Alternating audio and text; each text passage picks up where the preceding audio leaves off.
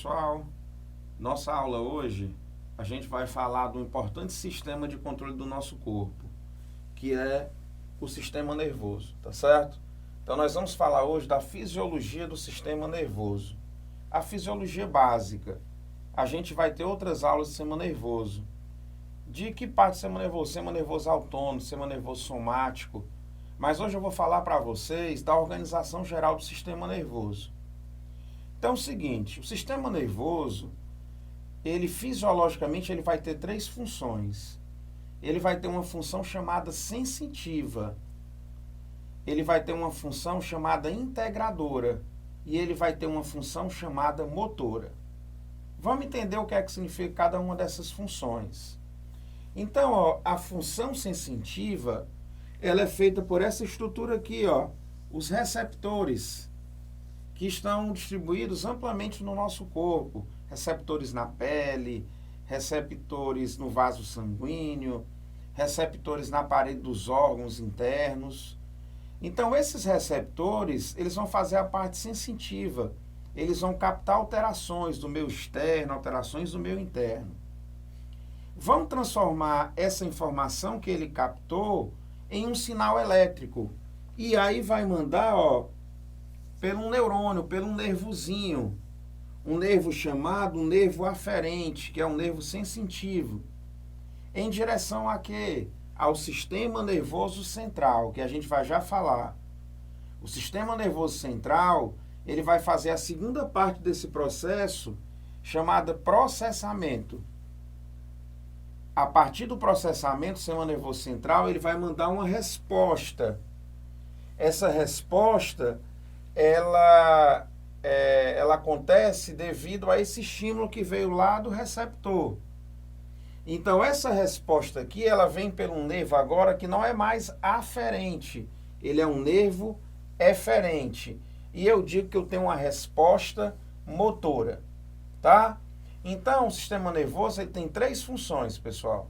A função chamada sensitiva, feita pelo receptor, que manda a informação para o sistema nervoso central. A segunda função, a função integradora de processamento, feita no sistema nervoso central. A terceira função é a função motora, que é a função de resposta, tá? Para a gente entender isso, a gente precisa relembrar da estrutura do nosso neurônio, que é a principal célula lá do sistema nervoso. De que é formado o neurônio, pessoal? Três partes o neurônio é formado. Ele é formado pelos dendritos. Ele é formado pelo corpo celular, onde está o núcleo da célula do neurônio.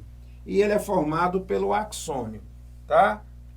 Essas três estruturas do neurônio têm uma relação direta com a fisiologia do sistema nervoso. Os dendritos, eles vão captar alterações. Então, os dendritos, eles vão funcionar como os receptores. O dendrito captou a alteração. Essa alteração, ela é mandada lá para o sistema nervoso central, pelo nervo. De que é formado o nervo? O nervo é formado pelo conjunto de axônios. Então, o axônio, ele forma o nervo. E o axônio, ele leva a informação e ele traz a informação. Essa informação, ela é processada no sistema nervoso central. Em que parte do sistema nervoso central? Na substância cinzenta. De que é formada a substância cinzenta? Ela é formada pelos corpos celulares dos neurônios. Então, se a gente estudar o neurônio, a gente entende a fisiologia do sistema nervoso. Precisamos lembrar que o seguinte, a grande maioria desses axônios, eles são axônios mielinizados. O que é que significa isso? A mielina ela é uma capa que ela envolve o axônio. Por que ela envolve? Quando ela envolve o axônio, ela faz com que o impulso ele seja um impulso chamado saltatório. Esse sinal elétrico captado pelos dendritos, ele passa pelo corpo celular e se estende pelo axônio. Mas como o axônio é mielinizado, e existem áreas que não são mielinizadas, esse potencial, ele só acontece nessas áreas não mielinizadas, que nós vamos chamar de nodo de Ranvier, ok? Então, a estrutura do neurônio tem uma relação direta com a função do sistema nervoso. Como é que a gente organiza esse sistema nervoso, pessoal? Vamos para cá, para essa figurinha, tá? Então, eu tenho aqui, ó, sistema nervoso dividido em duas porções. Sistema nervoso central, sistema nervoso periférico. De que é formado o sistema nervoso central? Por duas porções, o encéfalo e a medula espinhal. De que é formado o sistema nervoso periférico? O sistema nervoso periférico, ele tem uma parte aferente, que é a parte que leva a informação. Então, aqui você tem os receptores, aqui você tem os nervos aferentes. Você tem uma parte eferente, que é uma parte de resposta.